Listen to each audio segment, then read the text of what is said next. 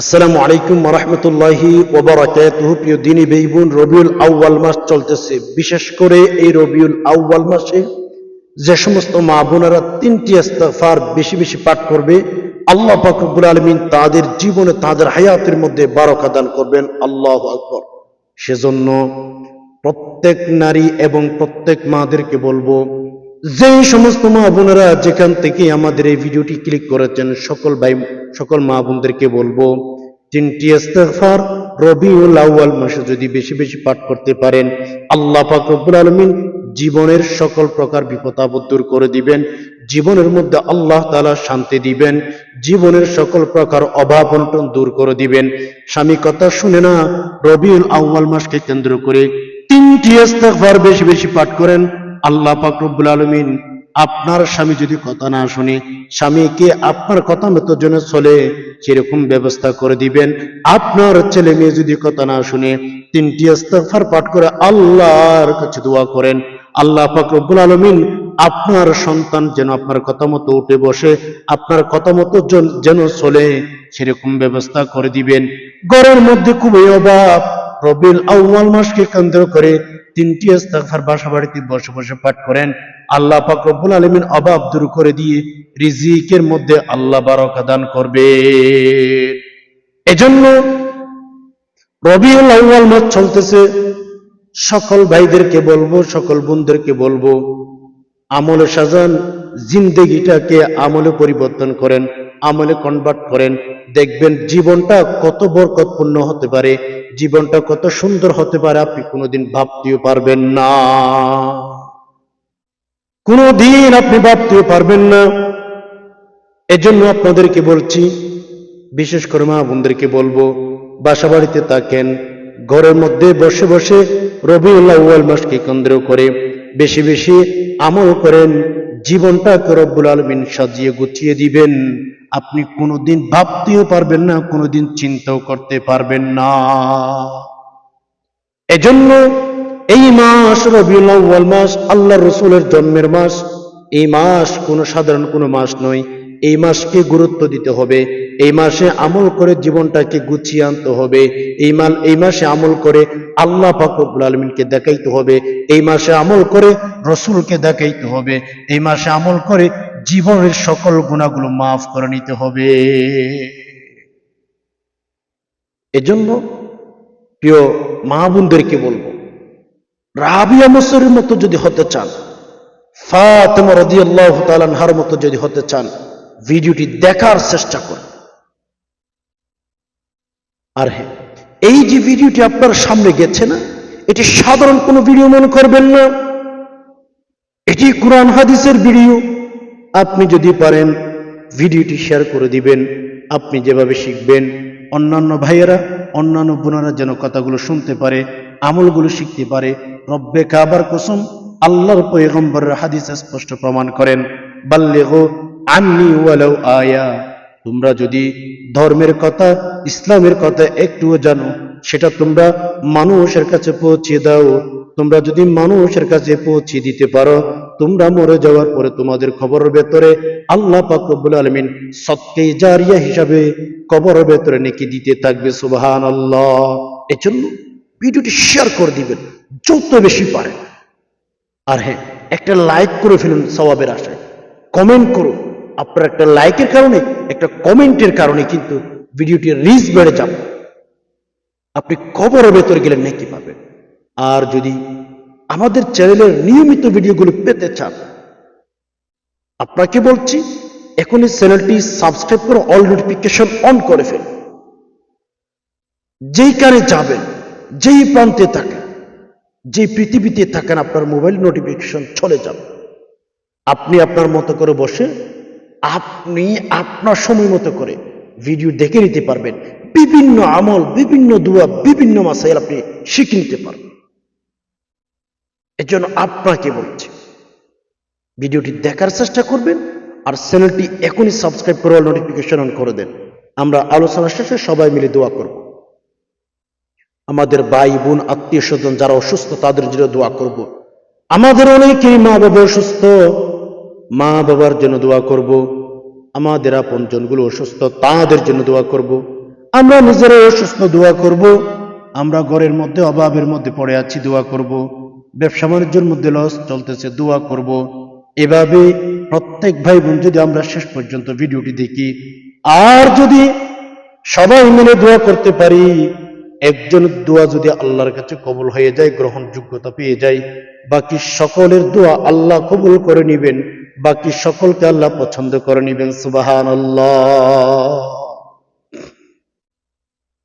এজন্য প্রিয় দিনী ভাই বোন, যত বেশি পারেন, যত বেশি সম্ভব নিজেকে ইসলামিক মাইন্ডের করার চেষ্টা করেন।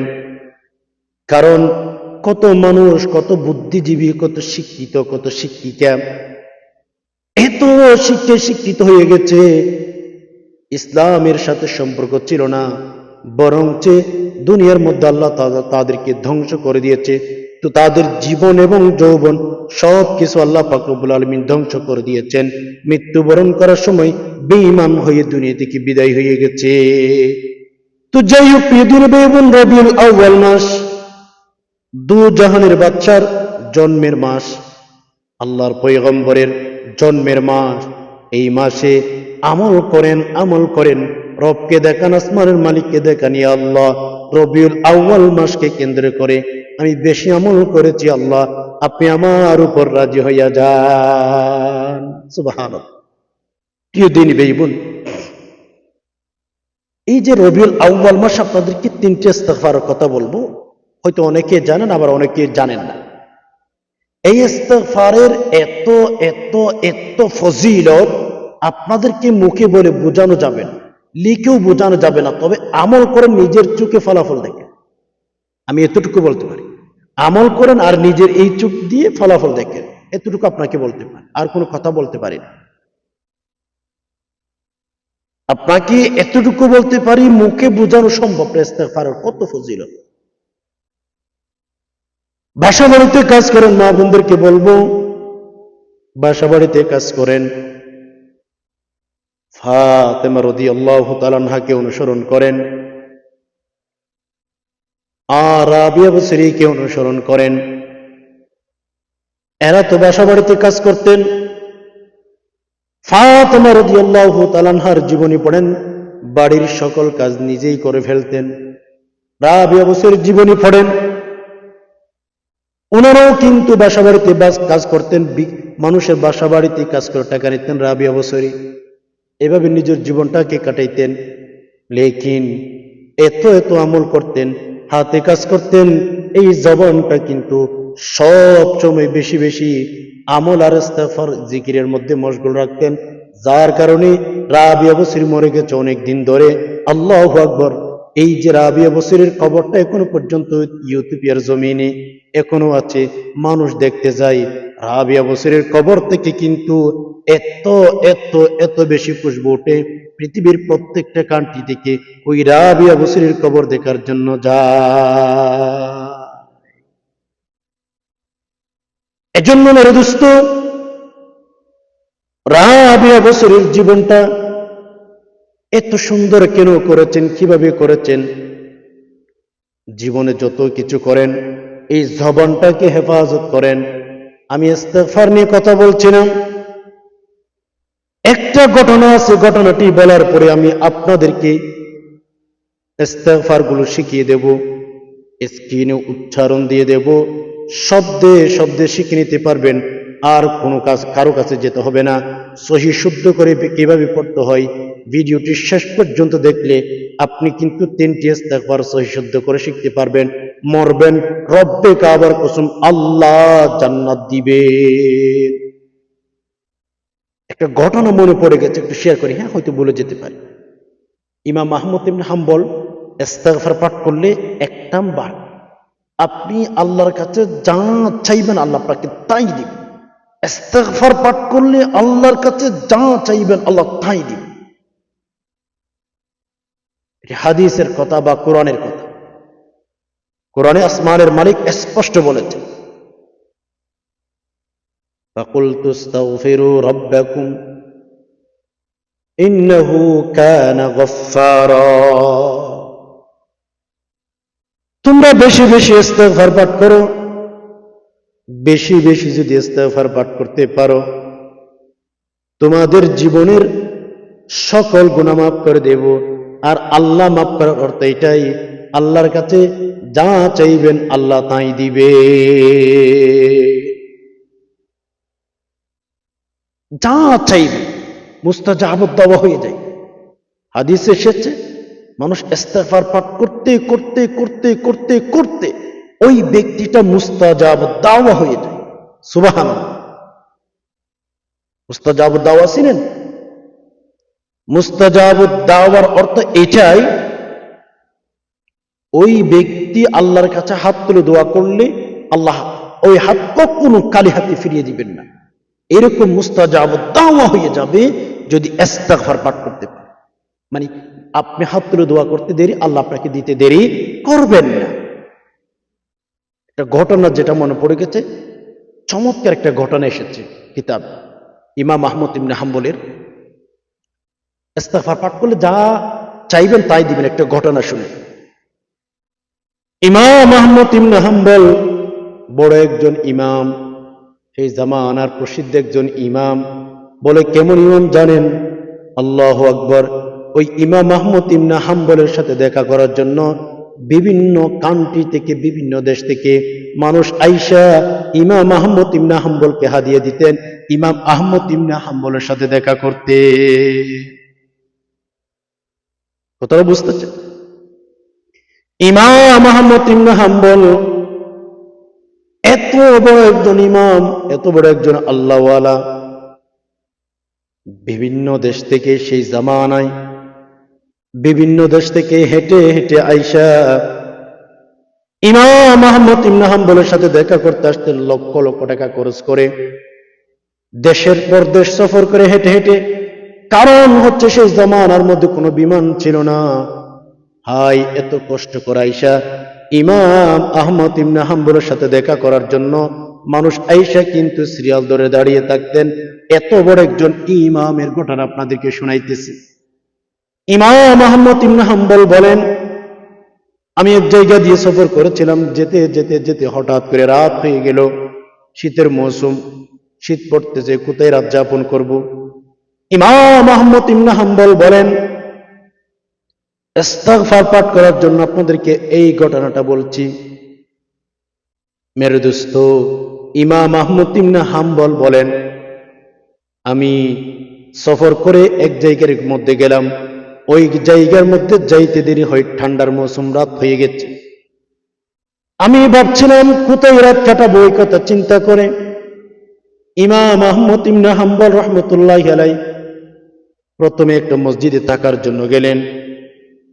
মসজিদে যখন থাকার জন্য গেলেন, মসজিদের দায়িত্বশীল যারা আছে ইমাম আহমদ ইবনে হাম্বলকে ওখান থেকে বের করে দিলেন।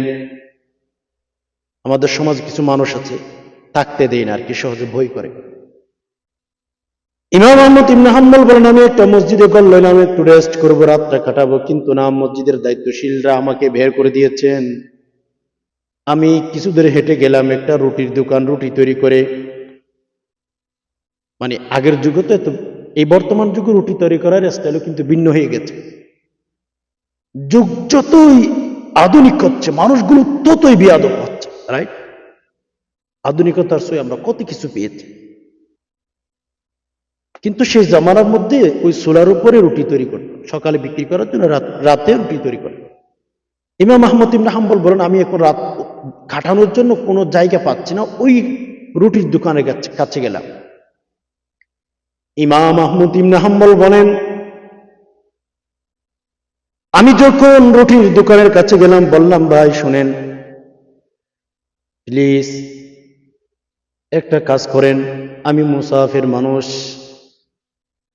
আমি আপনার এই যে দোকানের মধ্যে রুটি তৈরি করতেছেন, রুটির দোকানের পাশে বসে, চুলার পাশে বসে, ঠান্ডার মৌসুম, আমি এখানে বসে রাতটা কাটাইতে চাইবে, আপনি কি অনুমতি দিবেন? কিন্তু আল্লাহু আকবার, ওই রুটির দোকানের মালিক এত বড় একজন দিনদার, বলে কোনোদিন আপনাকে বাসায় প্রকাশ করা যাবে না। রুটির দোকানের মালিক বলেন, হুজুর আপনি বসে কাটান অথবা আমার দোকানের ভেতরে ঘুমিয়ে কাটান, আমার কোনো টেনশন নাই, কিন্তু মুসাফির মানুষকে সম্মান করা, মুসাফির মানুষকে মেহমানদারি করা, হুজুর সেটা আমার দায়িত্ব। আপনি এখানে বসে বসে সময় কাটাইতে পারেন, একদিন, 2 দিন, 3 দিন, আমার কোনো প্রবলেম নাই। হুজুর আমি আপনাকে অনুমতি দিলাম, আপনি সময় কাটাইতে পারেন। কিন্তু ইমাম আহমদ ইবনে হাম্বল রহমতুল্লাহ আলাইহি সেখানে আশ্চর্য একটা ঘটনা দেখেছেন। ইমাম আহমদ ইবনে হাম্বল বলেন, ওই ব্যক্তি তো রুটি তৈরি করে। ইমাম আহমদ ইবনে হাম্বল বলেন, যত রুটি তৈরি করে আমি তার মুখের দিকে তাকাইতেছি, যতক্ষণ আমি তার দোকানে ছিলাম, যে রাত থেকে, রাতের যে কয়টা থেকে সকাল পর্যন্ত তার মুখের দিকে আমি খেয়াল করতেছিলাম, সব সময় ইস্তেগফার পাঠ করতেছে।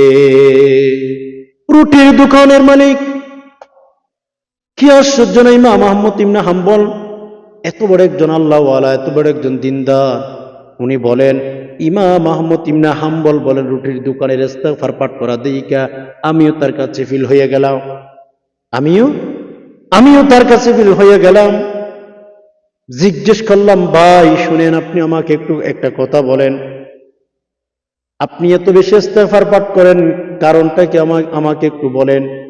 আমি আপনাকে রাতের ওই যে আমি যখন থেকে আপনার কাছে আসলাম তখন থেকে খেয়াল করেছি, এই পর্যন্ত আপনি শুধু ইস্তেগফার পাঠ করতেছেন, ইস্তেগফার পাঠ করতেছেন। কেন ভাই, কি হয়েছে? এত বেশি ইস্তেগফার পাঠ করেন কেন হয়? ইস্তেগফার পাঠ করার কারণে আল্লাহ পাক রব্বুল আলামিন আপনাকে কিছু দিয়েছেন কিনা। রুটির দোকানের মালিক চিৎকার দিয়ে বলেন, হুজুর আপনি আমাকে এইসব কি বলেন? আপনি কি জানেন হুজুর, এই যে আমি ইস্তেগফার পাঠ করার ফজিলত নিজের চোখে দেখেছি, ইস্তেগফার পাঠ করার ফলাফল আমার নিজের চোখে পেয়েছি। হুজুর তাহলে আপনি যেহেতু জিজ্ঞেস করেছেন, শুনেন, আমি ইস্তেগফার পাঠ করার কারণে আল্লাহর কাছে যা দোয়া করেছি আল্লাহ আমাকে তাই দিয়েছেন।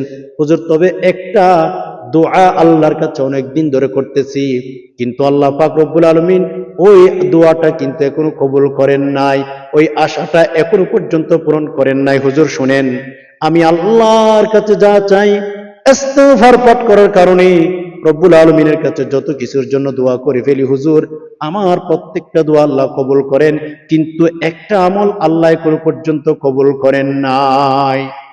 ইমাম আহমদ ইবনে হাম্বল রহমতুল্লাহ আলাইহি আশ্চর্য হয়ে গেলেন, কিরে ভাই, এমন কি দোয়া করেন যে আল্লাহ আপনার দোয়া কবুল করেন নাই? দোয়া কোনটা, কোন দোয়া, হুয়াই? ইমাম আহমদ ইবনে হাম্বল এই প্রশ্ন করার আগে চিন্তায় পড়ে গেলেন, কিরে, যা চাই বলে তাই পাই। এখন ইমাম আহমদ ইবনে হাম্বল তাকে উল্টা প্রশ্ন করলেন, কোন দোয়া আল্লাহ কবুল করেন না আমাকে একটু বলেন।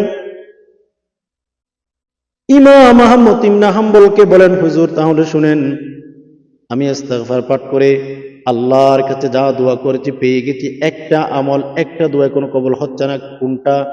উনি বলেন, হুজুর এই যুগের সর্বশ্রেষ্ঠ আলেম, সর্বশ্রেষ্ঠ বুজুর্গ, পৃথিবীর মধ্যে এই বর্তমান সময়ে সর্বশ্রেষ্ঠ হুজুর ইমাম আহমদ ইবনে হাম্বলকে সরাসরি একটু দেখার আমার খুব ইচ্ছা হয়। হুজুরের কাছে আমি একটু যাব, ইমাম আহমদ ইবনে হাম্বলের কাছে একটু যাব, দোয়া চাইব, মুলাকাত করব, একটা সালাম দেব, একটু দোয়া চাইব। এই স্বপ্নটা আমার মনের ভেতরে এখনো আছে, কিন্তু আল্লাহ কবুল করতেছেন না। ইমাম আহমদ ইবনে হাম্বল তো তার পরিচয় গোপন করেছিলেন প্রথমে।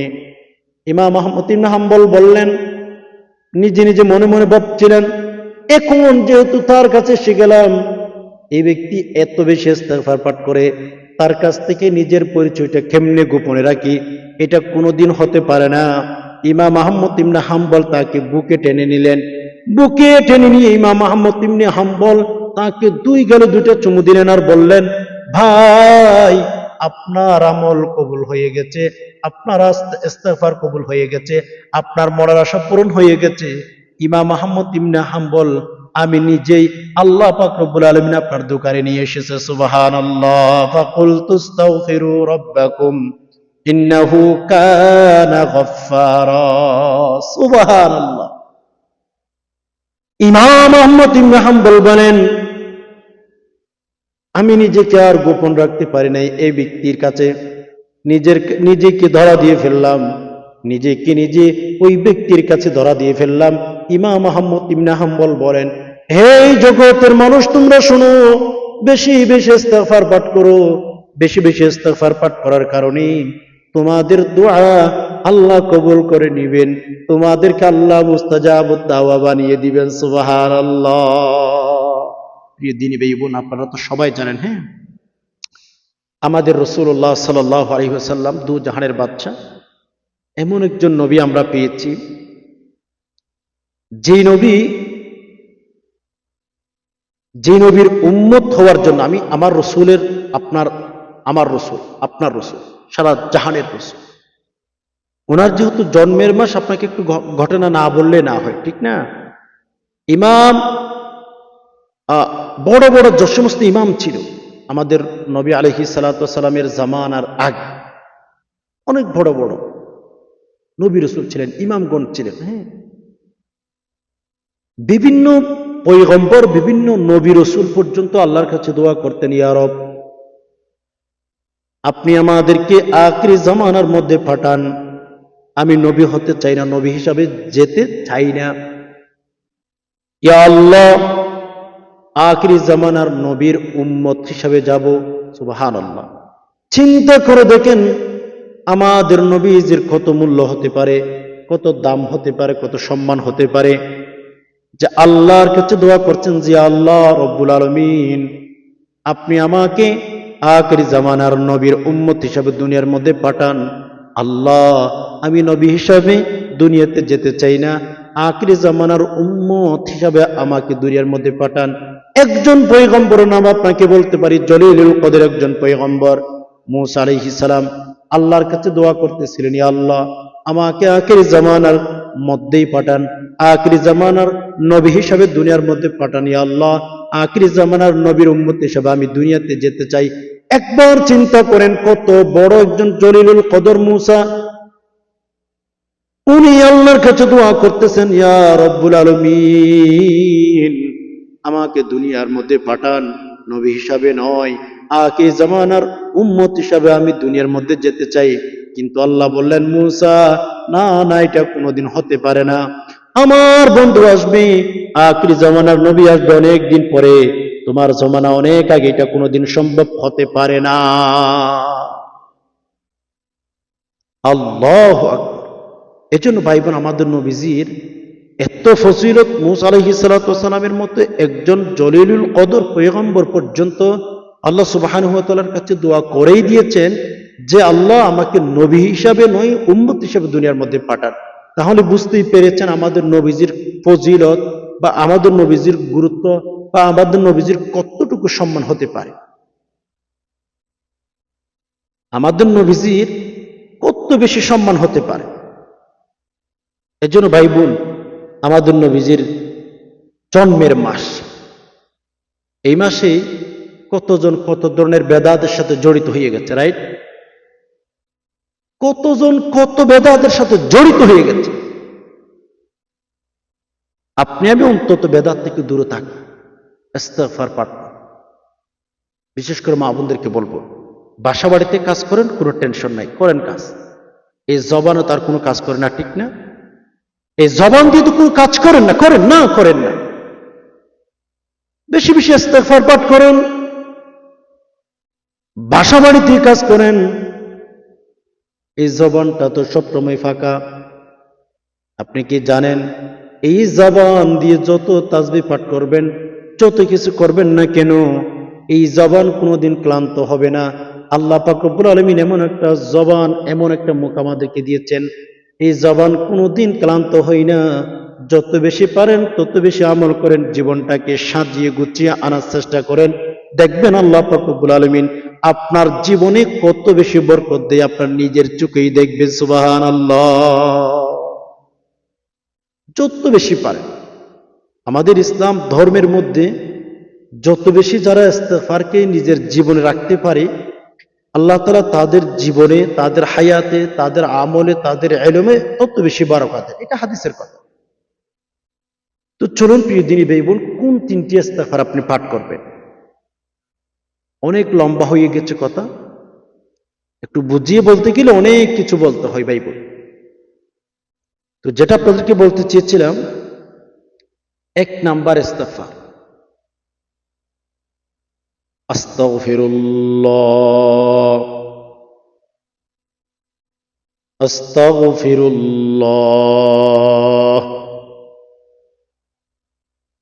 আস্তাগফিরুল্লাহ, আস্তাগফিরুল্লাহ। আল্লাহর কাছে আপনি বলছেন যে আল্লাহ, আমি আপনার কাছে ক্ষমা প্রার্থনা করছি। আস্তাগফিরুল্লাহ, শুদ্ধ করে আস্তাগ বলবেন। আস্তাগফিরুল্লাহ, আস্তাগফিরুল্লাহ,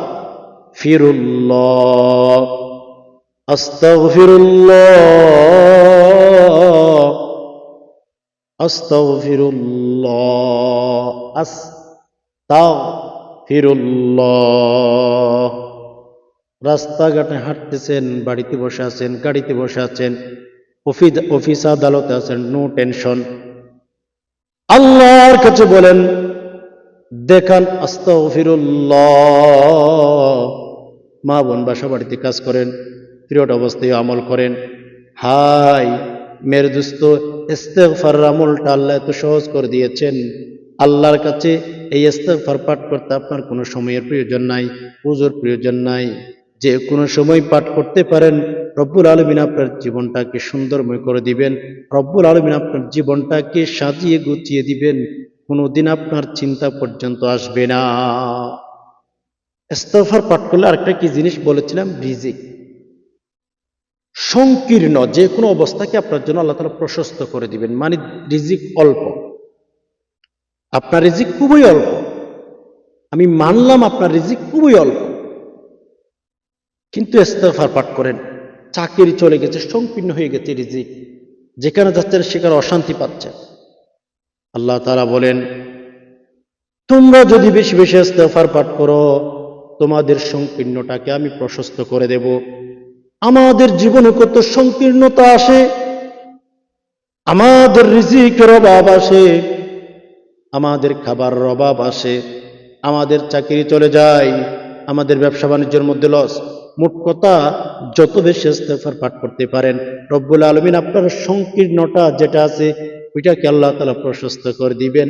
আল্লাহ তাআলা আসমান থেকে রিজিকের ব্যবস্থা করে দিবেন। সুবহানাল্লাহ।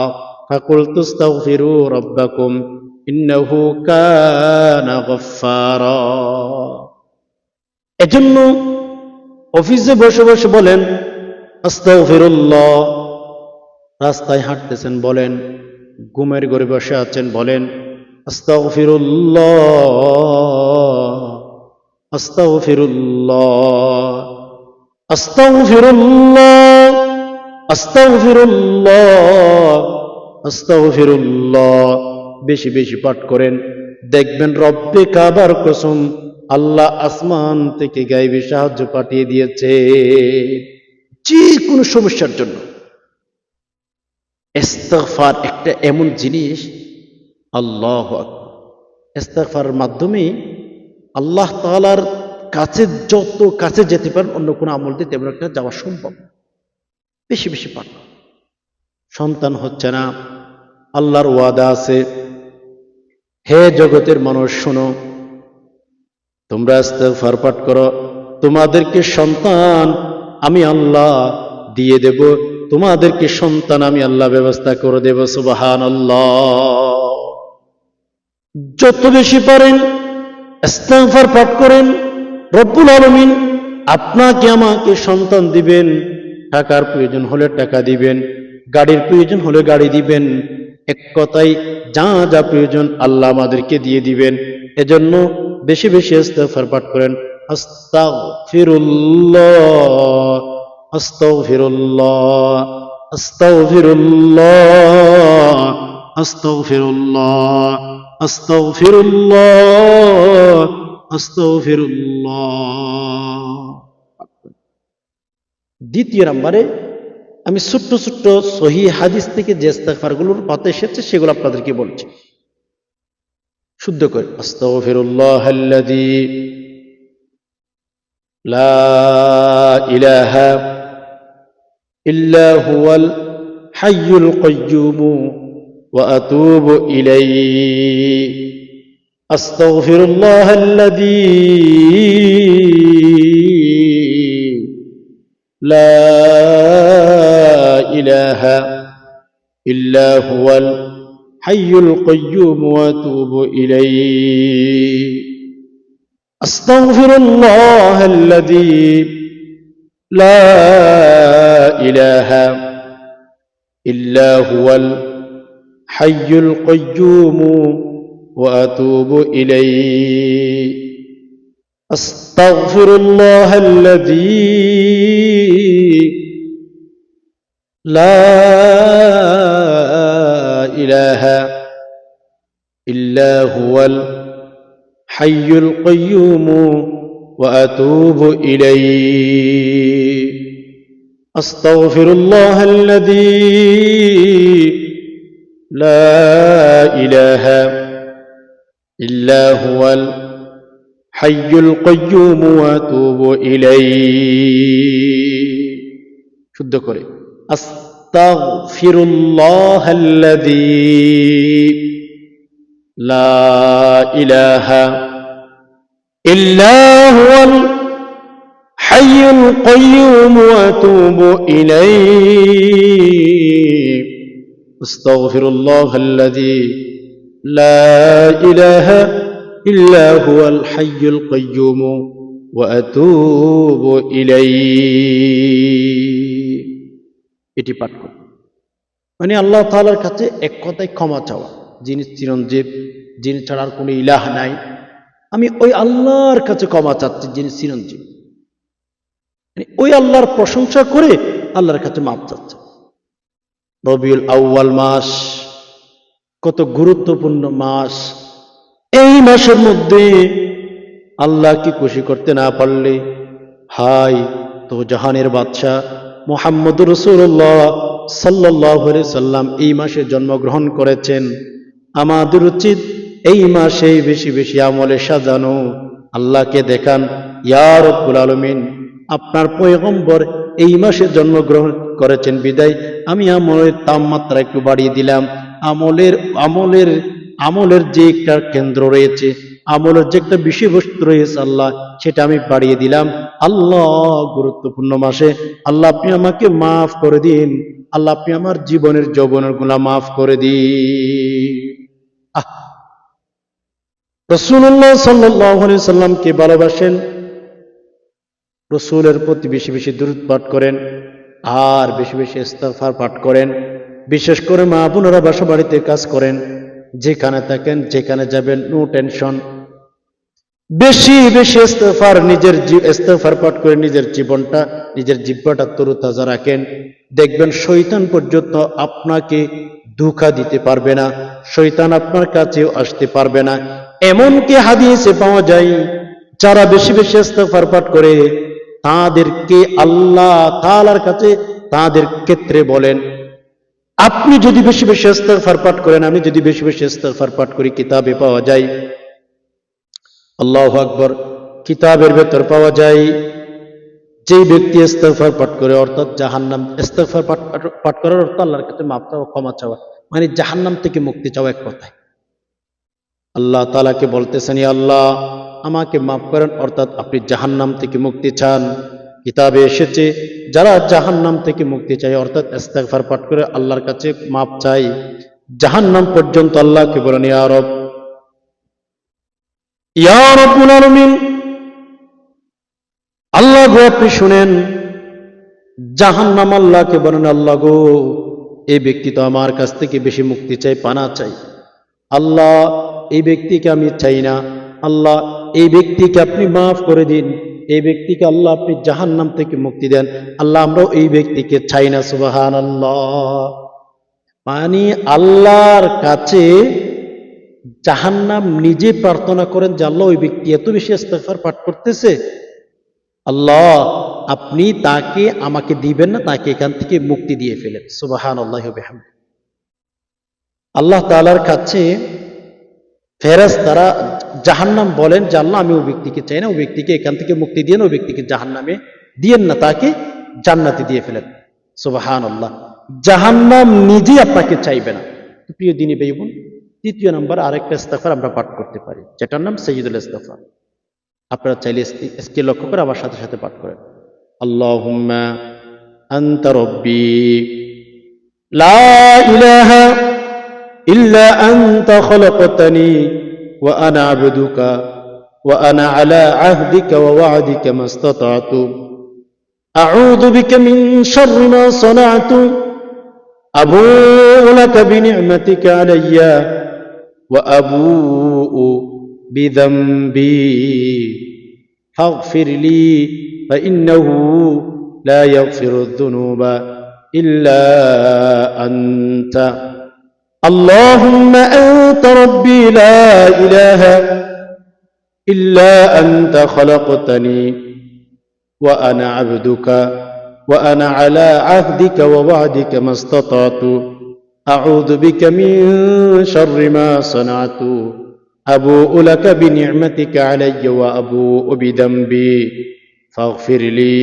فإنه لا يغفر الذنوب إلا أنت اللهم أنت ربي لا إله إلا أنت خلقتني وأنا عبدك وأنا على عهدك ووعدك ما استطعت أعوذ بك من شر ما صنعت أبوء لك بنعمتك علي وأبوء بذنبي فاغفر لي فإنه لا يغفر الذنوب إلا أنت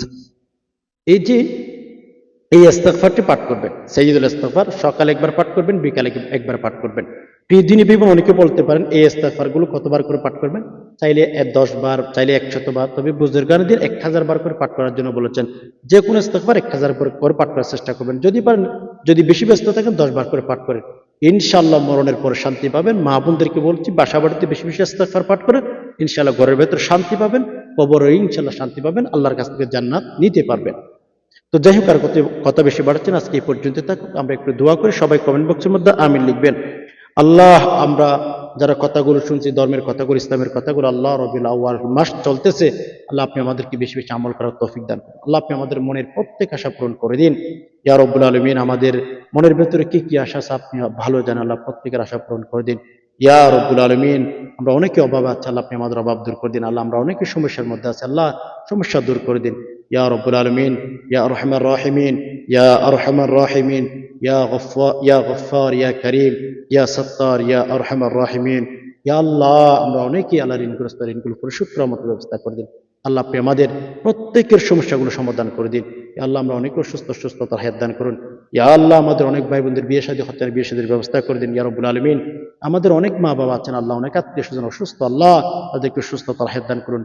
আল্লাহ তাদেরকে আল্লাহ শরীরে শক্তি দান করুন। ইয়া রব্বুল আলামিন, আমাদের অনেক মা বাবা, অনেক আপনজনগুলো কবর চলে গেছেন, আল্লাহ কবরে কোন অবস্থা আছে জানি না, আল্লাহ কবরের ভেতরে শান্তির ব্যবস্থা করে দিন। আল্লাহ কবরের ভেতরে আল্লাহ জান্নাতের সাথে একটা সম্পর্ক তৈরি করে দিন। আল্লাহ কবরের সকল প্রকার আযাব গজবগুলো মাফ করে দিন। আল্লাহ রবিউল আউয়াল মাসকে কেন্দ্র করে আমাদের মাথা চুল থেকে পা পর্যন্ত যত গুনাহ আছে আল্লাহ মাফ করে দিন। আমিন। সুবহান রাব্বিকা রাব্বিল ইজ্জাতি আম্মা ইয়াসিফুন ওয়া সালামুন আলাল মুরসালিন ওয়ালহামদুলিল্লাহি রাব্বিল আলামিন। ওয়াসসালামু আলাইকুম ওয়া রাহমাতুল্লাহি ওয়া বারাকাতুহু।